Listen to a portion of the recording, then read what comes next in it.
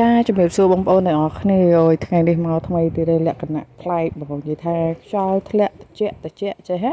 អត់ដឹងធ្វើអីសម្លឹងទៅមើលដើមឈើដើមអំពិលទឹកយើងហ្នឹងផ្លែឡើងកប់សេរីចឹងហើយក៏ទៅកាប់ដើមចេកមួយមក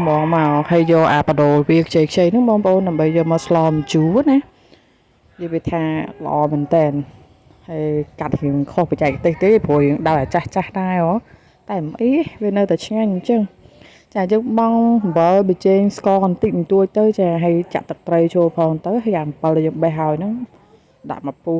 ចាអញ្ចឹងមកឆ្អិនតែម្ដងហើយតមកបានយើងដាក់ក្បាលត្រីដាក់ត្រីដែលយើងចាហាន់ហើយហ្នឹងឲ្យពុះពេលពុះរួចហើយហ្នឹងគឺបងប្អូនអរគ្នាអាចចាក់បន្លែហ្នឹងចូលបានចាចាក់បន្លែចូលហើយទុកវាមកពុះទៀតមកនិយាយថាឆ្អិនតែម្ដងហើយបើថារសជាតិវិញណាឆ្ងាញ់បែបស្រុកស្រែគឺឆ្ងាញ់មែនតើបងប្អូនអរគ្នាម្ជូរដើមចេកជាមួយនឹងត្រីរ៉ស់និយាយថាជាតិបាយពី3ចានណាអត់បដូរទេអ្នកទាំងអស់គ្នាដាក់តាទឹកត្រីជាមួយនឹងម្ទេសពី3ផ្លែទៀតមកឆ្ងាញ់តែម្ដងចានៅពេលដែលបន្លែយើងរៀងស្លោកហើយអញ្ចឹងគឺបងប្អូនទាំងអស់គ្នាអាចដាក់ជីបានអាចដាក់អមក៏បានឬក៏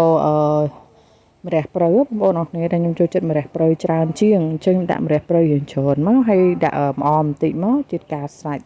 ចាអរគុណបងប្អូនអរគ្នាជួបគ្នានៅវីដេអូក្រោយទៀត